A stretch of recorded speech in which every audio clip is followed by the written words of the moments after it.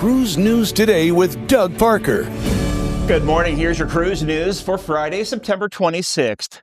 Well, the tropics in the Atlantic are prompting cruise lines to change itineraries. Disney Wish is adjusting its weekend sailing, skipping Nassau and visiting Castaway a day early.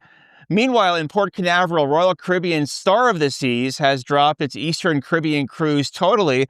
That ship will now sail a western itinerary with stops in Costa Maya, Roatan, and Cozumel. If you're cruising over the next few days, make sure you monitor the cruise line updates closely. And remember that travel insurance must be purchased before a storm is named for you to be covered. And Virgin Voyages is shaking up how passengers book cruises. Starting October 7th, the cruise line will roll out a new 3-tier fare system: base, essential, and premium. Each level will offer different perks like Wi-Fi, dining flexibility, and booking flexibility.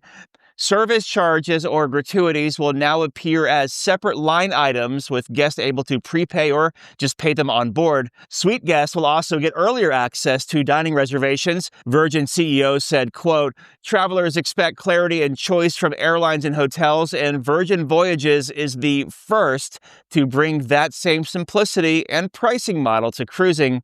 My question to you is, are they the first to do tiered pricing? Let me know your thoughts. And the Bahamas is now enforcing a long-standing maritime pilot law requiring all ships, including cruise vessels, to use local pilots when entering its ports. This includes cruise line private destinations. Officials say the law was always on the books, but wasn't enforced due to a shortage of qualified pilots. Cruise lines will now absorb the added operational cost, which is around $3,000 per visit. The Bahamas currently has around 30 harbor pilots.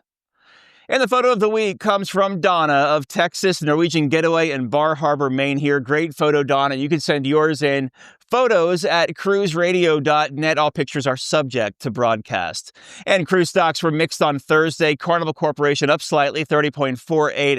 Royal Caribbean down 0.5%, 324.53. Norwegian down 1%, 25.00.